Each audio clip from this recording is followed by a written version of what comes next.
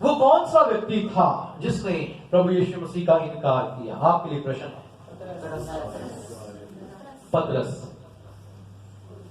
पतरस वो व्यक्ति था जिसने प्रभु यीशु मसीह का इनकार किया।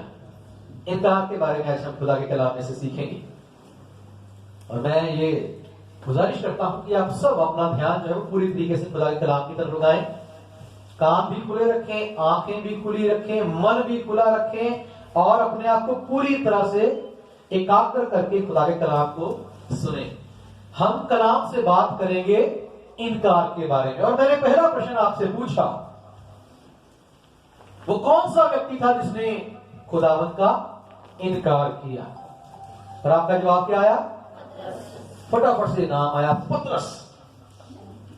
पतरस की एक तस्वीर ऐसी बना दी गई है कलीसिया में कि वो व्यक्ति है जिसने खुदावंत का प्रभु यीशु मसीह का इनकार कर दिया।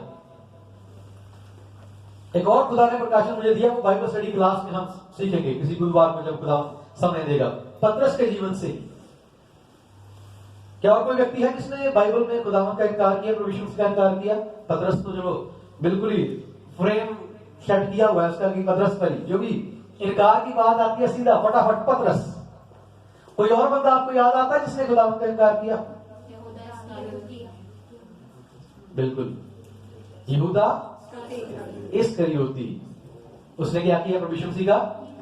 उसका नाम नहीं आता, हालांकि उसने उसका इनकार ज्यादा बड़ा था। उसका इनकार किसी को याद नहीं आता, किसी को पता ही नहीं भी यहूदा इस्करियोती ने यीशु मसीह का इनकार किया। पतरस पर बड़ी आंखें टिकती हैं कि पतरस ने इनकार किया। पतरस का इनकार जो था वो खुदा की महान योजना का एक हिस्सा था। मैं बुधवार को आपको बताऊंगा,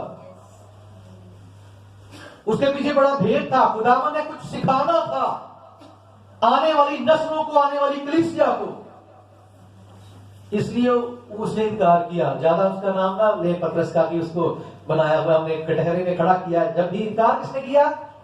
पतरस ने किया। यहूदा इस्करियोती भी हो गया, उसने भी इनकार किया। ठीक है, चलो इनकार में जाने से पहले इसकी डेफिनेशन हम देखते हैं। मैं जब खुदा के कलाम में से इस बारे में बैठकर मनन कर रहा था तो खुदावन ने मेरा ध्यान जो था वो इस तरफ भी मोड़ा। खुदावन ने कहा कि इसकी डेफिनेशन में तू थोड़ा सा ध्यान से पढ़। जो दुनियावी डेफिनेशन है इनकार की, इनकार किसे कहते हैं, वो भी खुदा ने मुझे कहा पढ़। पहले बाइबल की एक आयत पढ़े, मत्ती रचित सुसमाचार उसका 10 अध्याय और उसकी 32 आयत। जो कोई मनुष्यों के सामने मुझे मान लेगा उसे मैं भी अपने स्वर्गीय पिता के सामने मान लूंगा, पर जो कोई मनुष्यों के सामने मेरा इनकार करेगा उससे मैं भी अपने स्वर्गीय पिता के सामने इनकार करूंगा।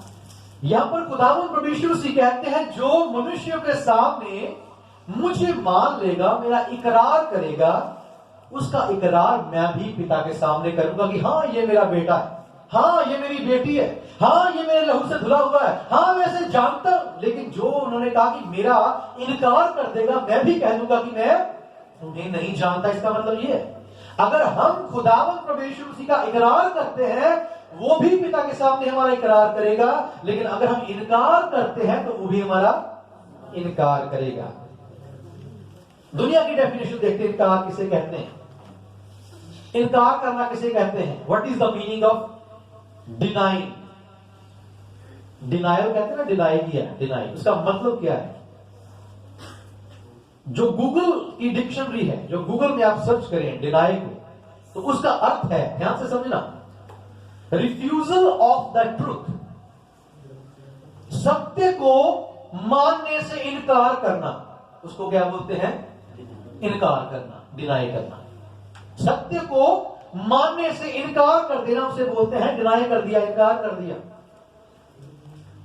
जो कुछ किसी को देना है अगर हम वो नहीं देते उसका मतलब क्या है?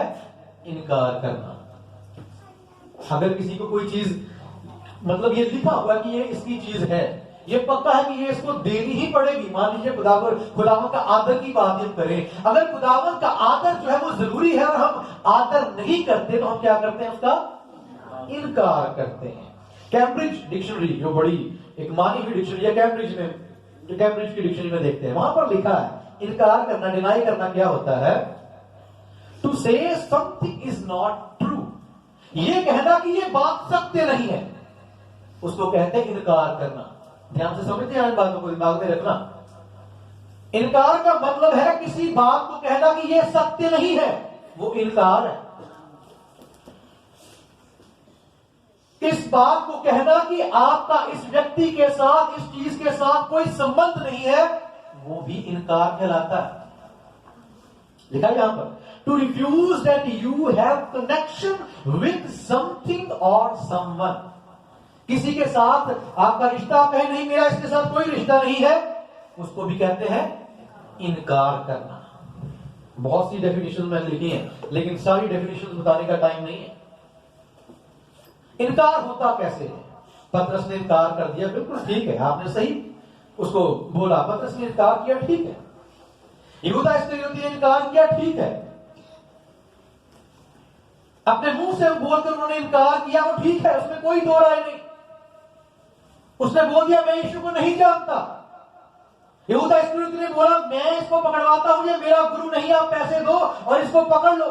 उसने यीशु को चूम कर इनकार किया। चूमने से भी इनकार हो सकता है। चूमना जो है ये एक्सेप्ट करने की, ये किसी को अपना बनाने की निशानी है, लेकिन चूमने से भी इनकार हो सकता है। और कई जिंदगियों में आज यीशु को चूम कर इनकार किया जाता है। दिखता है कि वो यीशु को बहुत चूम रहे हैं, लेकिन वो यीशु का इनकार कर रहे हैं। इनकार असल में है क्या? इनकार वो नहीं जो पतरस ने शब्दों में किया। इनकार वो है जो एक व्यक्ति अपनी जिंदगी से अपने खुदा को रिजेक्ट करता है, अपने खुदा का तिरस्कार करता है, वो इनकार कहलाता है। बाइबल में पढ़कर देखिए क्या लिखा बाइबल में, खुदावंद क्या कहता है इनकार के बारे में। तीतुस की पत्री 1 अध्याय उसकी 16 है, जल्दी से पढ़ दीजिए। वे कहते हैं कि हम परमेश्वर को जानते हैं, पर अपने कामों से उसका इनकार करते हैं। आमीन। वे कहते हैं कि हम परमेश्वर को जानते हैं, लेकिन वो अपने कामों से परमेश्वर का क्या करते हैं? इनकार करते हैं। किसके बारे में ये बात है? मेरे भाइयों अपनी आंखें खोलकर बताओ कि ये किसके बारे में बात है। मेरी बहनों सोचो, ये किसके बारे में बात है? जुबानों से तो वो कहते हैं कि खुदावन हम तेरे बेटे बेटियां हैं, लेकिन अपने कामों से वो खुदावन कहता कि मेरा इनकार करते हैं। पतरस का इनकार तो सिर्फ जुबान से था, लेकिन कई जिंदगियों में आज इनकार हो रहा है उनकी जिंदगियों से। उनकी रूहें खुदावन का इनकार कर रही हैं, वो अपनी जानों से खुदावन का इनकार करते हैं, अपने जिस्मों से खुदावन का इनकार करते हैं और कहते हैं कि हम तो प्रभु तेरे ही हैं। पतरस का इनकार मुझे नहीं कहीं से भी बड़ा लगता। इनकार करने के बाद उसका पश्चाताप देखिए कैसे किया। कलाम में लिखा है वो बाहर जाता है और फूट फूट कर रोता है, वो आंसू बहाता है, खुदावंद मुझसे गलती हो गई, खुदावंद मैंने सोचा था कि मैं शायद तेरा इनकार नहीं करूंगा, लेकिन मुझसे हो गया, खुदावंद मुझे क्षमा कर। उसने आंसू बहाए बाहर जाकर। आंसू किसको दर्शाते हैं? आंसू पश्चाताप को दर्शाते हैं, आंसू सॉरी को दर्शाते हैं। खुदावंद मुझसे गलती हो गई, मुझे क्षमा कर दे। हम तो हर रोज उसका इनकार करते हैं। पतरस का नाम बड़ी जल्दी हम लेते हैं। पतरस ने इनकार किया, क्या तुमने इनकार नहीं किया? क्या आपने और मैंने अपनी जिंदगी से खुदा का इनकार नहीं किया? सोचे, पतरस का नाम बड़ा चढ़ा जुबान पर। हम भी इसके इनकारी हैं। जब तू शराबियों की मंडली में बैठकर पैग लगाता है तो उसका इनकार करता है। जब तू अपनी सहेलियों की मंडली में बैठकर तीसरी बहन की चूड़ियां करती है, उस पे ऊपर कीचड़ छापते हैं तो खुदा का इनकार करती है। आगे भी देखेंगे कैसा कैसा इनकार होता है। इनकार बड़े तरीके का मेरे भाई मेरी बहन, सिर्फ जुबान से खुदावंद यीशु मसीह का इकरार करना। तभी उसने कहा हर एक जो मुझे हे प्रभु कहता है वो मेरे बाप की बादशाही में, मेरे राज्य में हरगिज दाखिल ना होगा। दाखिल वही होगा जो मेरे बाप की सारी मर्जी को पूरा करता है, उसकी सारी व्यवस्था पर चलता है, उसके सारे कलाम पर चलता है, उसकी सारी आज्ञाकारी करता है। और नहीं जो चर्च में आकर भक्त बनता है और बाहर जाकर तम्बाकू खाकर अपने फेफड़े गाड़ रहे हैं, वो नहीं, वो इनकार करने वाले हैं। मैंने पहले भी कहा था, अगर आप खुदा की हजूरी में आकर जब प्रार्थना के लिए बोला जाता है एक व्यक्ति को, वो प्रार्थना नहीं करता, वो अपने मसीह का इनकार करता है। क्योंकि ये बात हमने यहाँ पर पढ़ी है, दुनिया की डेफिनेशन भी ये बताती है कि जब हम कहते हैं कि मैं इस व्यक्ति को नहीं जानता, इसके साथ मेरा कोई कनेक्शन नहीं, तभी हम उसका इस तरीके से इनकार करते हैं। अगर हम मानते हैं कि मेरा यीशु खुदा है, अगर हम मानते हैं कि यीशु ने अपना लहू बहाया है, तो क्यों नहीं हम उसके लहू में से शरीक होते? हम उसका इनकार करते हैं। और डिनायल लफ्ज जो है, डिनायल अंग्रेजी का लफ्ज, इसका जो साथ मिलता है इसके जैसा दूसरा शब्द है रिजेक्ट करना। Deny is equal to reject. जब आप यीशु को डिनाई कर रहे हैं, आप उसको रिजेक्ट कर रहे हैं। मेरा तेरे साथ कोई कनेक्शन नहीं, चर्च में आने से कनेक्शन नहीं बन जाता। ये ना सोचे कि मैं एतवार को अगर चर्च में बैठकर बस बाइबल हाथ में लेकर सिर झुकाकर ऐसे कर लेता हूं, 2 बार कर लेती हूं, तो मेरा रिश्ता जांचें, क्या हमारा कनेक्शन उसके साथ है या हम अपनी जिंदगियों से उसको डिनाई कर रहे हैं। मेरे भाई मेरी बहन, आज दुनिया में ऐसे लोग भी हैं जो 5 किलो गेहूं के लिए मसीह का इनकार कर देते हैं। करते नहीं करते हैं।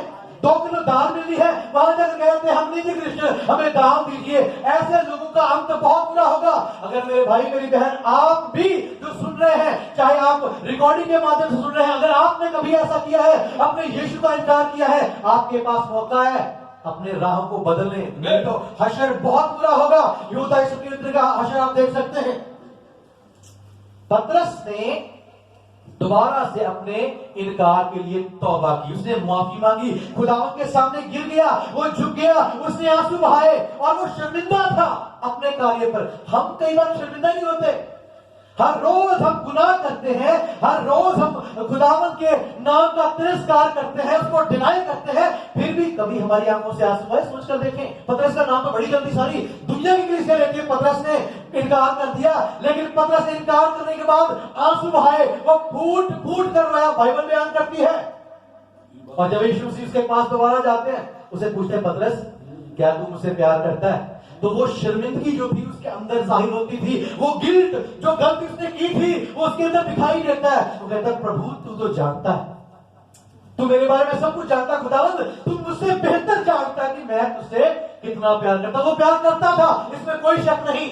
इसीलिए वो उल्टा उसको लटका कर सूली पर मारा गया। वो मरने तक खुदा के साथ वफादार रहा, उसने इनकार नहीं किया।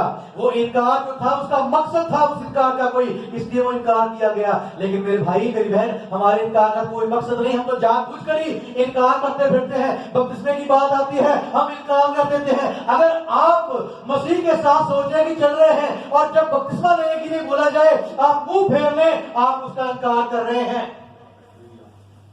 और कलाम में लिखा, जो मेरा इनकार करता है मैं अपने पिता के सामने उसका इनकार करूंगा। ये छोटी बात नहीं है मेरे भाई मेरी बहन। जब यहां पर पाक मेज लगती है, यहां पर लोग खुदा के बदन को खा रहे होते हैं, लोगों को पी रहे होते हैं, और आप हाथ ऐसे हाथ इकट्ठे करके अपने ऐसे बाहों को करके पीछे बैठकर देखते हैं कि ये खा रहे हैं। कलाम में लिखा, जो इसे खाता और पीता उसमें जीवन है, और जो इसे नहीं खाता और पीता उसमें जीवन नहीं है। अगर आपका खुदा के लहू के साथ, उसके मांस के साथ हिस्सा नहीं, तो वहां भी जिंदगी के उस राज्य में आपका कोई हिस्सा नहीं होगा। ये बात पक्की तरह से नोट कर लें।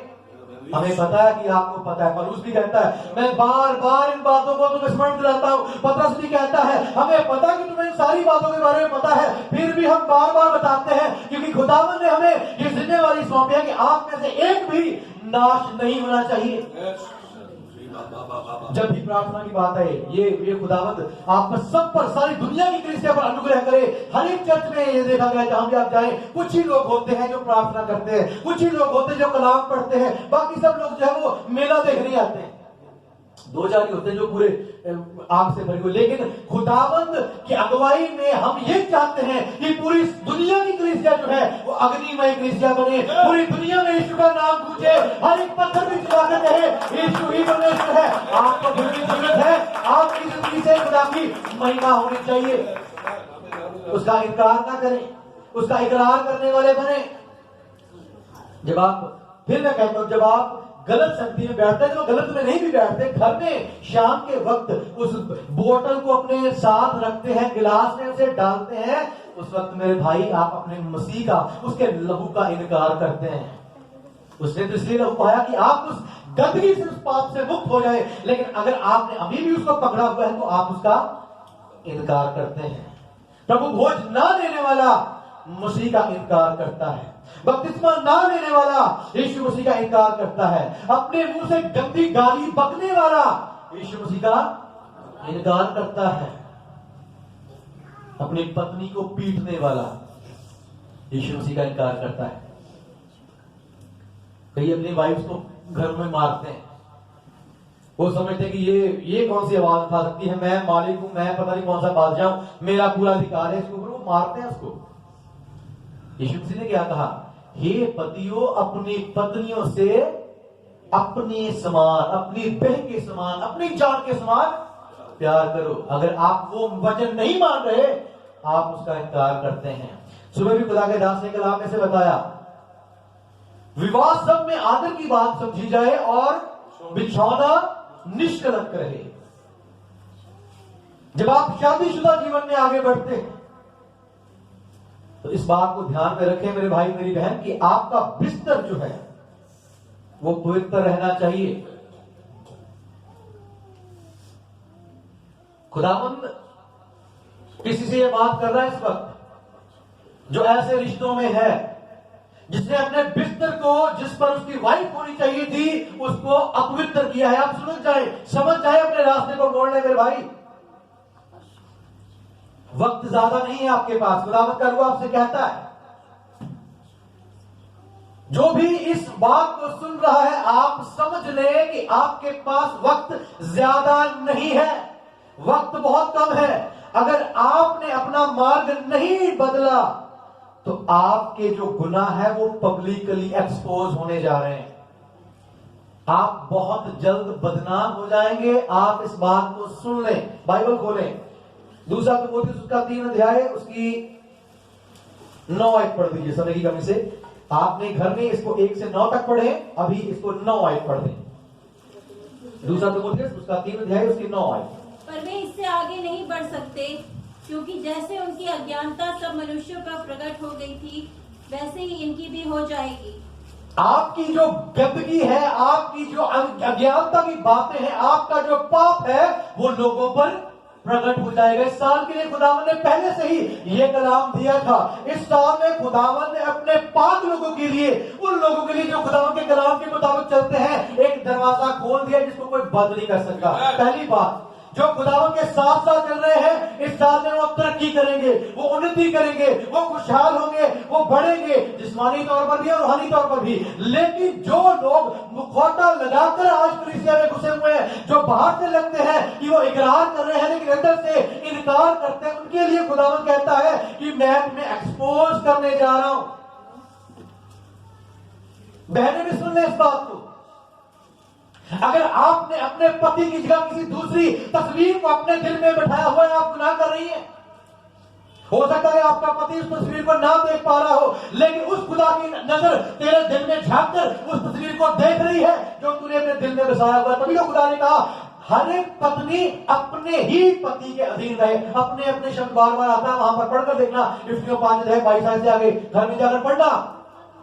बार बार अपने शब्द आता है। पत्नी अपने पति के अधीन रहे, अपने पति के साथ रहे, अपने पति की माने।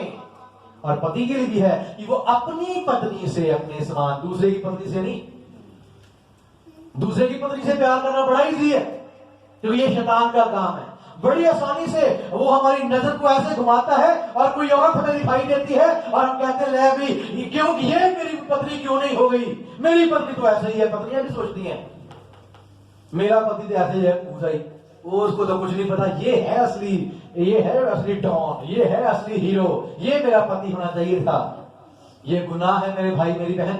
जब आप एक गंदी जिंदगी जीते हैं, आप अपने मसीह का इनकार करते हैं, और वो भी कहता है यदि तू लोगों के सामने मेरा इनकार कर रहा है, मैं भी अपने पिता के सामने तेरा इनकार करूंगा।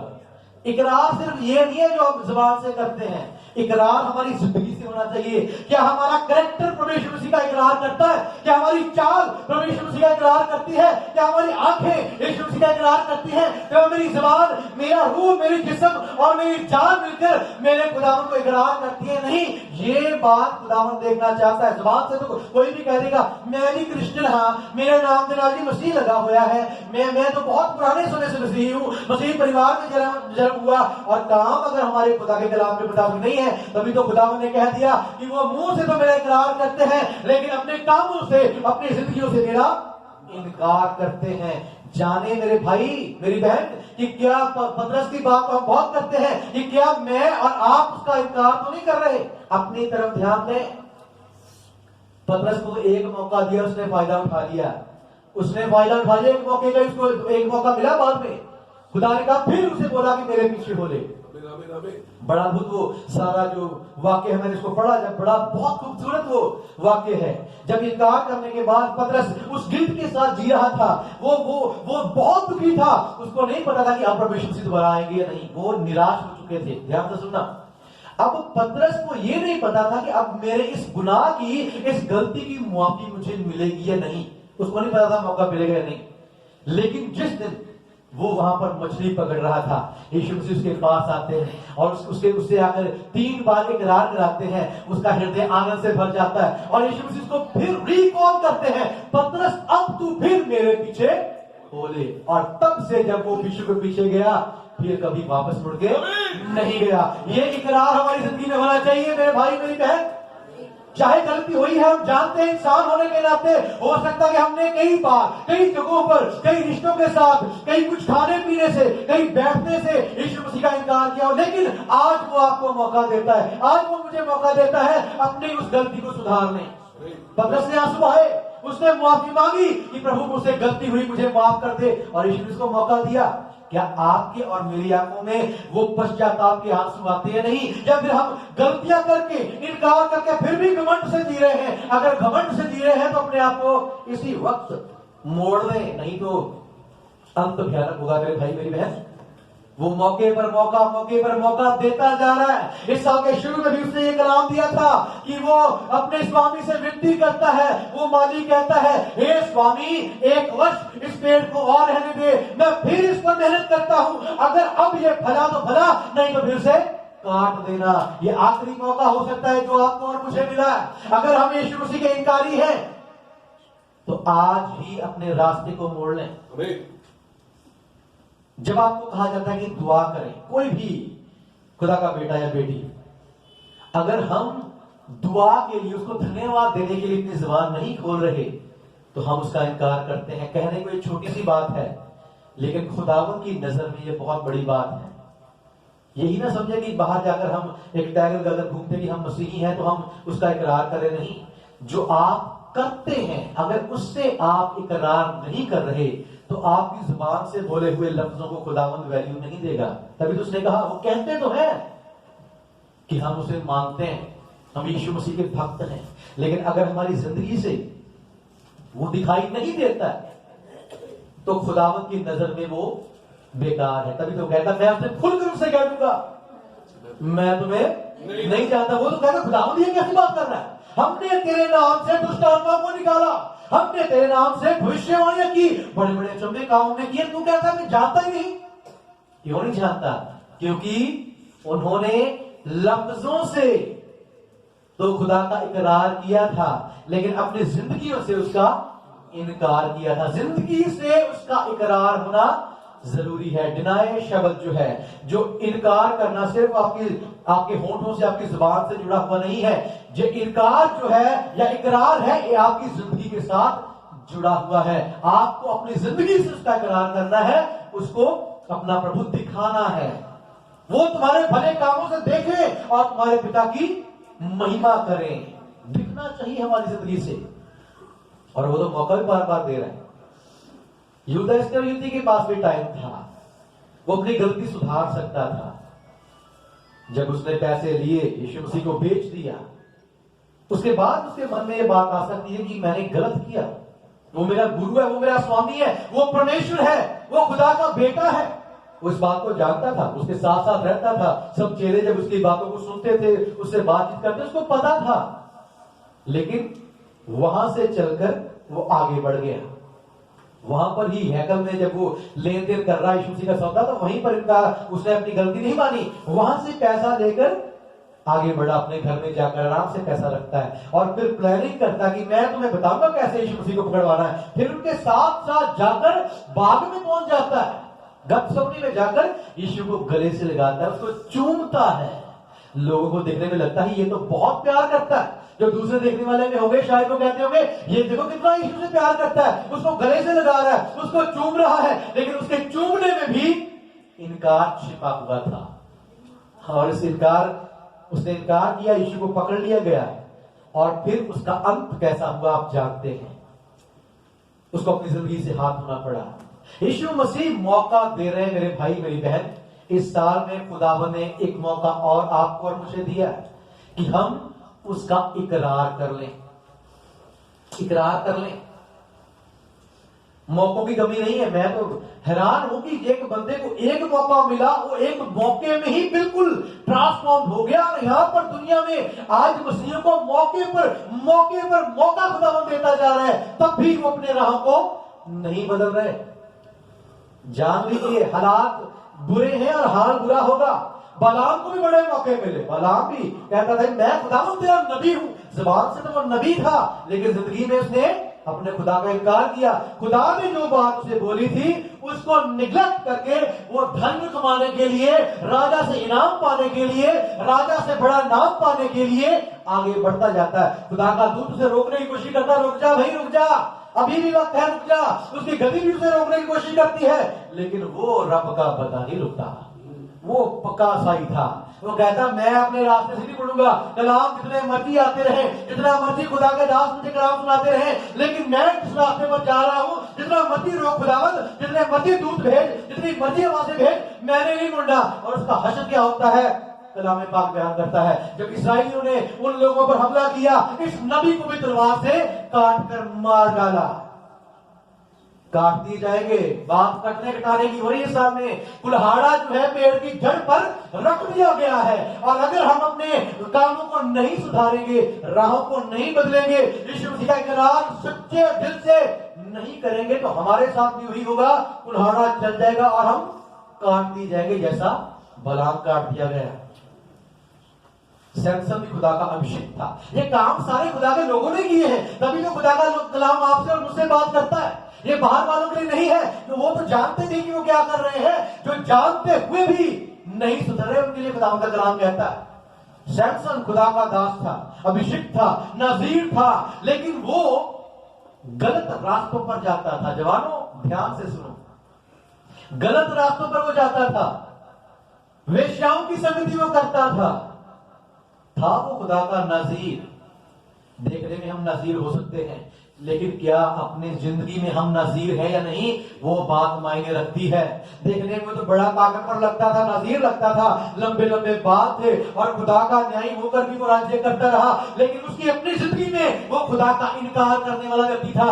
जो भी बात उसको करने के लिए खुदा ने मना की थी, वो हर एक बात वो करता था। लोगों के सामने वो नजीर था, लेकिन अंदर से वो नजीर नहीं, वो पाप से गिरा हुआ खुदा का इनकारी था। वो खुदा का इनकार करने वाला था, और आखिरी इनकार उसने किया जब वो दलीला की गोद में सो गया, जाके दलीला के साथ एंजॉय कर रहा है। क्या आपके जीवन में तो आज भी दलीला नहीं मेरे भाई मेरी बहन, आप भी चाचे, हम सब चाचे। सैमसन की बात दलीला के साथ जोड़ देते हैं तो भाइयों की बारी आ जाती है, लेकिन जो बहनें हैं वो भी अपने आप को जाने कि क्या हमारी जिंदगी में तो क्या कोई ऐसा व्यक्ति नहीं है, क्या हम भी दलीला तो नहीं बनी हुई, ये भी सोच लें।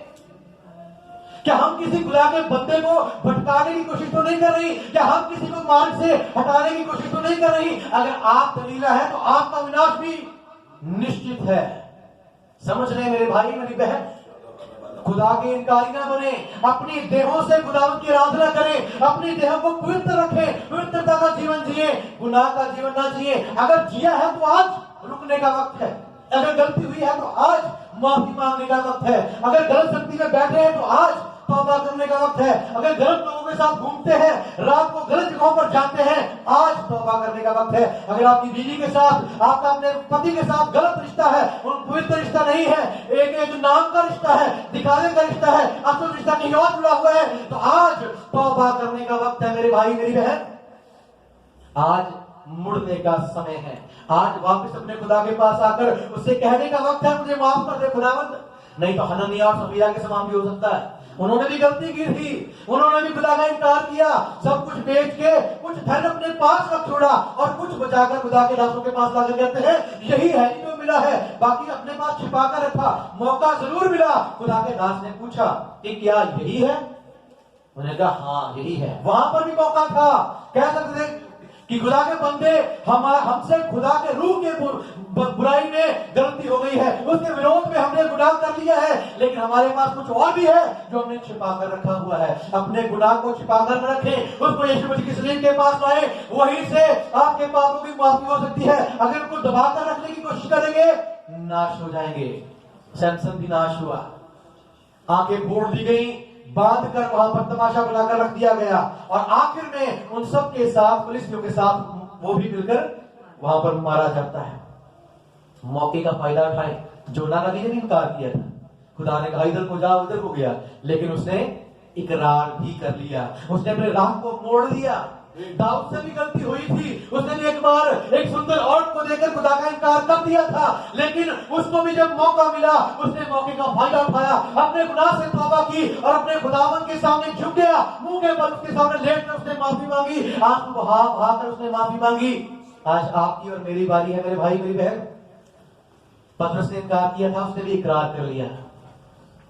पौलुस जो कलीसिया को मारने वाला था, मसीह के विरोध में खड़ा होने वाला था, जब उसके पास खुदावन का कलाम आया, उसके पास खुदावन का दर्शन आया, उसके पास खुदावन की आवाज आई, उसका मार्ग बदल गया, उसके काम बदल गए, उसकी जिंदगी बदल गई, उसकी चाहतें बदल गई, उसकी ख्वाहिशें बदल गई। जिस बात पर वो घमंड करता था वो कहता अब मैं उन सारी बातों को कूड़ा समझता हूं। क्या हम अपनी उन सारी चीजों को कूड़ा समझते हैं या मसीह को कूड़ा समझते हैं? या आप और मैं अपने बारे में जानते हैं? बातें दो ही हैं।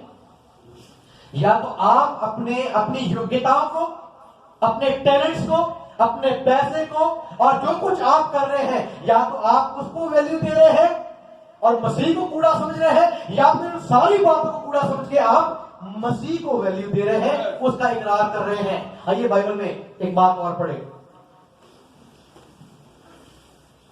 खुदावंद के कलाम में हम पौलुस के बारे में पढ़ते हैं। पौलुस खुदावंद का ऐसा बंदा था जिसने आरंभ में खुदावंद का इनकार किया, लेकिन जब उसे मौका मिला तो उसने अद्भुत तरीके से खुदावंद का इकरार किया। फिलिपियों की पत्री 3 अध्याय उसकी 7 से 11 आए। जल्दी जल्दी पढ़ दें, कुछ और बातों को जल्दी से बताकर हम प्रार्थना करेंगे। अब खुदावंद के सामने घुटनों पर आकर अगर हम सोचते कि हमने गलती की है, हमने खुदा का इनकार किया है, तो आज माफी मांगेंगे। फिलिपियों की पत्री 3 अध्याय 7 से 11 आए। परंतु जो जो बातें मेरे लाभ की थी उन्हीं को मैंने मसीह के कारण हानि समझ लिया है। अब यहाँ पर पौलुस इससे पहले कई बातों को बोलता है कि मैं एक अच्छी जाति से हूँ, फरीसी हूँ, खतना हुआ है मेरा, मैं बहुत ज्ञानी व्यक्ति हूँ, लेकिन वो कहता है ये सारी बातें जो है इनको मैंने मसीह के लिए क्या समझ लिया? कूड़ा समझ लिया है। अब मेरी जिंदगी में मसीह के अलावा और कोई भी चीज जो है वो वैल्यू नहीं रखती है। आगे, वरन मैं अपने प्रभु मसीह यीशु की पहचान की उत्तमता के कारण सब बातों को हानि समझता हूँ, बिल्कुल, जिसके कारण मैंने सब वस्तुओं की हानि उठाई और उन्हें एक कूड़ा समझता हूँ, जिससे मैं मसीह को प्राप्त करूँ। पहली बात वो कहता है मैं मसीह को प्राप्त कर सकूं। वो कहता मैंने सारी जो अपनी बड़ी बड़ी बातें थी उनको एक तरफ कर दिया है ताकि मैं इसको प्राप्त कर सकूं। क्या हमारे अंदर वो चाहत है कि हम मसीह को इस लालसा से प्राप्त कर सके? क्या हम अपनी सारी बातों को एक तरफ करके क्या मसीह को पहला स्थान देते हैं? मसीह को अपने जीवन में उस सिंहासन पर बिठाते हैं जिसके बारे में ये बात कर रहा है पौलुस। खुदा का बंदा वो कहता है सारी बातें एक तरफ, मेरी ये इच्छा है कि मैं मसीह को प्राप्त कर सकूं आगे और उसमें पाया जाऊं, न कि अपनी उस धार्मिकता के साथ जो व्यवस्था से है। वो कहता है मैं उसे प्राप्त करूं और उसमें पाया भी जाऊं। इसके बारे में आगे बताता हूं मैं, उसमें पाया जाऊं आगे, ना कि उस धार्मिकता से जो व्यवस्था से है जी। वरन उस धार्मिकता के साथ जो मसीह पर विश्वास करने के कारण है और परमेश्वर की ओर से विश्वास करने पर मिलती है, ताकि मैं उसको और उसके मृत्युंजय की सामर्थ को और उसके साथ दुखों में सहभागी होने के मर्म को जानूं, ताकि मैं उसके साथ दुखों में सहभागी भी हूं आगे, और उसकी मृत्यु की समानता को प्राप्त करूं, और उसकी मृत्यु की समानता को प्राप्त करूं, उसमें मर भी जाऊं, कि आसान शब्दों में, मैं किसी भी रीति से मरे हुए में से जी उठने के पद तक पहुंचूं। और फिर मैं किस पद तक पहुंचूं? मरे हुओं में से जी उठने के पद तक पहुंचूं। ये भेद की बात है। अब अपनी बाइबल में निकालिए मत्ती रचित सुसमाचार, उसका 13 अध्याय, उसकी 44, 45 और 46 आए। चलो 44 पढ़ दीजिए, समय हमारे पास कम है। स्वर्ग का राज्य खेत में छिपे हुए धन के समान है। स्वर्ग का राज्य किसके समान है? खेत में छिपे हुए धन के समान है, जिसे किसी मनुष्य ने पाया और छिपा दिया, ओके। और हमारे आनंद के जाकर अपना सब कुछ बेच दिया और उस खेत को मोल ले लिया। अब इस व्यक्ति ने जो धन इसे मिला था उसको खेत में ही छिपाकर वापस जाता है। जो कुछ दुनिया में इसका था, जिसके साथ ये इकरार करके बैठा हुआ था, जिसके साथ ये कमिटमेंट करके बैठा हुआ था, जिसके साथ एक होकर जीता था, वापस जाता है और उस सारे का इनकार करके आता है, उसको बेच कर आता है और इस खेत को मोल लेता है। वो उस खजाने को, उस धन को लेकर नहीं भाग जाता, या वो उस धन को लेकर अपने घर में नहीं चला जाता। सोचने की बात है, अगर हमें कहीं पृथ्वी में गड़ा हुआ धन मिल जाए, साधारण शब्दों में हम अपने बारे में सोचें, आप कहीं पर जाते हैं और काम चल रहा है खुदाई का, और आपको कहीं से वहां से खजाना मिल जाए और किसी ने आपको देखा ना हो, तो हम क्या करेंगे? क्या करेंगे? छुपा के अपने घर ले आएंगे। उस खजाने को खेत से निकालकर अपने घर लेकर आएंगे। हम में से कोई भी ये काम नहीं कर सकता कि हम अपने घर बार को बेचकर उस खेत को मोल लें, मतलब उस खेत के लिए कीमत चुकाएं। हम में से कोई नहीं कर सकता। क्या कर सकता? ये भेद की बात है, और उसने किया है, तभी वो इस भेद के बारे में लिखता है कि मैंने वो काम किया, मैंने उनको कूड़ा जान दिया, मैंने सब कुछ छोड़ दिया। क्या पर उसके पास अपना घर नहीं था? बहुत अच्छा घर था उसके पास। क्या वो पढ़ा लिखा नहीं था? बहुत पढ़ा लिखा था, फरीसी था, वो सिखाने वाला था, बड़ा नाम था उसके पास, बड़ी इज्जत थी उसकी समाज में। लेकिन मसीह के लिए उसने सारी बातों को छोड़ दिया और वापस आकर उस खेत को मोल लिया और उस खेत में काम भी किया। ध्यान से सुने, यहां पर खेत जो है वो प्रभु यीशु मसीह को दर्शाता है, और जो धन उसमें गड़ा हुआ है वो स्वर्ग के राज्य को वहां पर पहले लिख दिया। यीशु मसीह के बाहर आपको स्वर्ग का राज्य नहीं मिल सकता। आप किसी और खेत में चले जाए, आपको नहीं मिलेगा। अगर आपको स्वर्ग के राज्य में जाना है तो आपको यीशु मसीह के बीच में रहना पड़ेगा। दोबारा सुनो आयतों को पढ़े जो फिलिपियों में लिखा। अब आप इसको समझने लगेंगे कि इसका क्या मतलब है। जिसने खेत को खरीदा, उस धन के साथ खेत को खरीदा, इसका मतलब क्या है? पढ़िए उसको, फिलिपियों 3:7 से 11। दोबारा पढ़े इसको। परंतु जो जो बातें मेरे लाभ की थी, उन्हीं को मैंने मसीह के कारण हानि समझ लिया है। वरन मैं अपने प्रभु मसीह यीशु की पहचान की उत्तमता के कारण सब बातों को हानि समझता हूँ, जिसके कारण मैंने सब वस्तुओं की हानि उठाई और उन्हें कूड़ा समझता हूँ। अब मैंने सारी वस्तुएं जो पीछे थी, ध्यान से समझना, जिंदगी में जितनी भी बातों के साथ मैं जुड़ा हुआ था, संसार की वो तमाम बातें जिनके साथ मेरा रिश्ता था, अब मैं उन सारी चीजों को कूड़ा समझता हूं। कूड़ा कहां फेंका जाता है? डस्टबिन में। मतलब डस्टबिन में मैंने उनको डाल दिया, ऊपर से उसका ढक्कन बंद कर दिया। अब मैं उनकी तरफ ध्यान नहीं दूंगा। कभी कोई कूड़े की तरफ ध्यान देता है? कभी कूड़े के ढेर के पास खड़े होकर आप देखते हैं क्या क्या है इसमें? देखता है कोई कूड़े के पास जाकर दुर्गंध आती है, वहां से बदबू आती है, हम उससे दूर दूर रहते हैं, कूड़े के पास भी हम जाना नहीं चाहते। और उस कहता है अब मैंने उन सारी चीजों को कूड़ा समझ लिया है, अब उनके साथ मेरा कोई रिश्ता नहीं है। आगे, जिससे मैं मसीह को प्राप्त करूं और उसमें पाया जाऊं। अब मसीह को प्राप्त करूं। जब उसे ये धन मिला तो उसने क्या किया? उस धन को निकाल कर अपने घर नहीं ले गया, उसने घर को पहले बेच दिया था। प्रभु यीशु मसीह ने कहा यदि कोई मेरे पीछे आना चाहे तो वो क्या करे? अपना इनकार करे। अपना इनकार करे, मेरा इनकार नहीं करे। अगर आपने इनकार करना है तो आपने अपना इनकार करना है। अगर आपने इनकार करना है तो आपने दुनिया का इनकार करना है और इकरार केवल और केवल प्रभु यीशु मसीह का करना है। वही मेरे जीवन में हो। मैं जीऊं तो यीशु में जीऊं, मरूं तो यीशु में मरूं। ये पौलुस ने कहा और ये बात कुछ छोटी नहीं है, प्रचार करने में बड़ी आसान हो सकती है। मेरे लिए जीना मसीह और मरना लाभ है नहीं, उसने अपने जीवन में करके दिखाया। अपने सारे आराम को, ऐश को, रिश्तों को, नातों को, खाने को, पीने को, अपने सारी सुविधाओं को छोड़कर, अपने सारे दोस्तों को छोड़कर, अपने घर परिवार को छोड़कर वहां से बाहर निकला कि वो जानता था मुझे अपना इनकार करना है और मसीह की क्रूस लेकर आगे बढ़ना है, तभी उसके पास पहुंचने पाऊंगा। यहां पर लिखा है उसने उस खेत को मोल ले लिया। मतलब यीशु की खातिर उसने अपने हर एक चीज को एक तरफ कर दिया, कीमत चुकाई उसने। उस खेत को खरीदने का मतलब है, हालांकि हम उसको नहीं खरीद सकते, उसने अपने लहू से हमें खरीदा, लेकिन उसके साथ चलने में अगर उसके बीच में बने रहना चाहते तो कीमत चुकानी पड़ेगी। ये बात जरूर है। अगर उन चीजों की कीमत नहीं चुका सकते तो हम इस खेत में खड़े होने के लायक नहीं है। फिर भला है कि हम किसी दूसरे खेत में चले जाएं, गुनगुने वाला काम नहीं चलेगा। फिर या हम ठंडे हो जाएं या गर्म हो जाएं।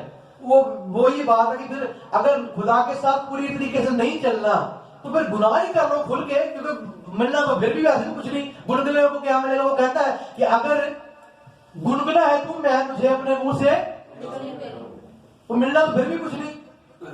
ये दोनों पेड़ियों में 50 इधर 50 इधर, बाहर तो फिर भी नहीं लगेंगे, तो फिर एक तरह ही हो जाता। तभी तो कहता है खुदा का बंदा, आज एक चीज को चुन लो भाई तुम। अगर तो दुनिया के साथ रंगरलियां बनानी, दुनिया के साथ ऐश करनी, दुनिया के साथ आनंद उठाना, इस तरह हो जाओ। लेकिन अगर मसीह के साथ चलना है, उसका रास्ता हिल को जाता है, फिर उससे दाएं या बाएं तुम नहीं मुड़ सकते, फिर उसका इनकार नहीं कर सकते। इकरार किया तो फिर आखिर तक इकरार करना पड़ेगा। यहाँ पर मत्ती की इंजील में पढ़ते हैं उसने वापिस आकर कीमत चुकाकर उस खेत को मोल ले लिया।